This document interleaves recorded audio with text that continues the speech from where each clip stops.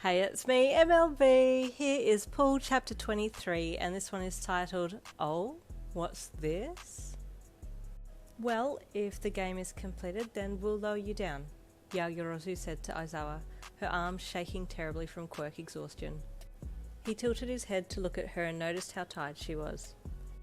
Todoroki, he addressed the dual head classmate. Please remain here with Yaoyorozu while she rests, and then take her back to class. Ida and Midoriya, use your quirks to run around and round up the rest of the class. Tell them the exercise is over and that Miss Lin has been found. Miss Lin, you come with me. And Kirishima, please assist Todoroki with Yaoyorozu and bring the flags back to the classroom. Yes, sir, they all chorused, getting to their allocated jobs. You helped Yaoyorozu get Aizawa down and untie him, then followed him as he started to head off into the bush, making his way back to the school building. Are you happy with how the class handled themselves? You quizzed him, pushing a few leaves out of the way as you walked past trees and bushes. They need to work on their sneak attacks, but it's a learning process, Aizawa commented from ahead. Your heart dropped. So you heard us then? You asked in a crestfallen voice. I won't deduct points, he added. They did well to formulate a plan quickly and execute it swiftly. You're being so hard on them, you said in a slightly annoyed voice. They're only 15. Aizawa spun to face you, his tired eyes dancing with some sort of passion, like you had hit on a topic that triggered him. Are villains going to go easy on them because they're only 15? He asked pointedly. Should we baby them, give them a false sense of the real world, underprepared for what struggles may lie ahead? No. No student of mine is going to leave UA feeling ill-equipped. As a teacher, I'm tough when I need to be. Having said that, he's also soft when he needs to be too, you thought, realising that he had heard you guys coming for the flag, yet decided not to act first. You're right, you said with an apologetic smile. You're a good teacher, Aizawa. I never asked for a review of my teaching skills, he said bluntly, before turning and walking ahead. Now I've upset him, you thought with a grimace as you followed behind. Sorry, I didn't mean to upset you. I'm still new to teaching, so I should just keep my mouth shut. Aizawa didn't say anything, and you hung your head dejectedly. Well, at least I've apologised. I didn't know it was going to rile him up so quickly. You need to work on your combat skills, Aizawa commented. Excuse me? You asked, half offended at his comment.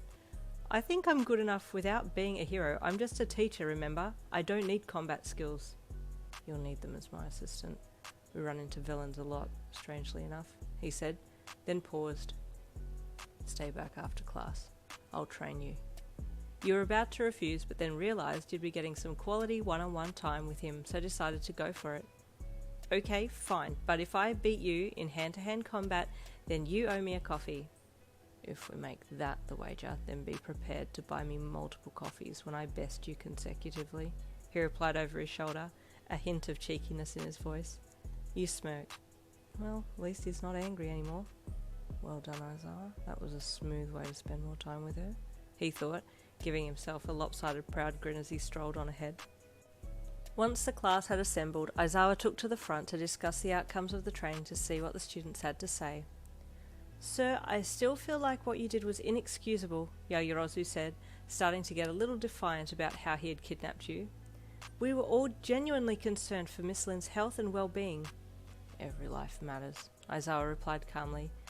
You may not know the people that you save personally, but you will still feel a strong sense of duty to them, and you need to learn not to get emotionally invested. I found him, the voice of Sero interrupted. You looked and saw a very dirty-looking Kaminari trudging in behind the tape wielder. Dunce was lost for 2 hours, Bakugo grunted from his chair, arms crossed across his chest as he leaned back a bit. Why doesn't that surprise me?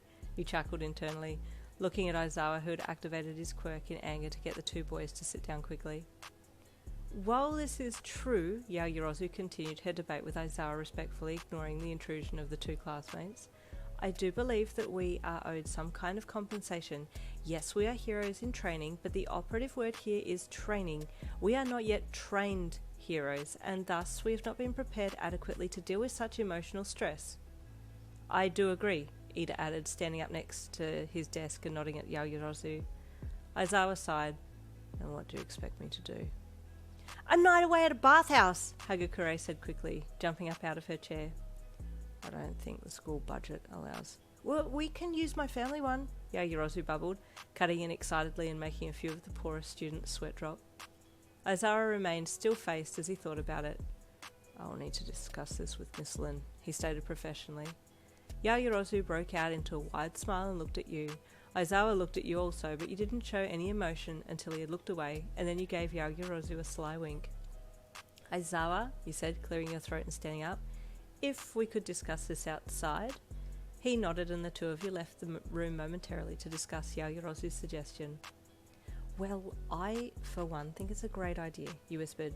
After all, I was kidnapped. I think I deserve some kind of compensation for that. I am also inclined, Aizawa said in a low voice, but we'll need to treat it as some kind of extracurricular class activity. Well, what about a class bonding exercise, you said quickly. Teaching team mentality? Aizawa nodded. Good. Okay, it's settled then, you said. Miss Lin, Aizawa addressed you as you turned to go back inside the classroom. Would you object to sharing a cabin with me, should they not have separate ones for each of us? Your head whipped towards him so fast you almost fell over, and you stared at him for a bit before answering. No, I don't mind. We are both mature, responsible adults. Okay, he said stiffly, before turning and walking back into the classroom ahead of you. And there ends chapter 23. Stay tuned for chapter 24.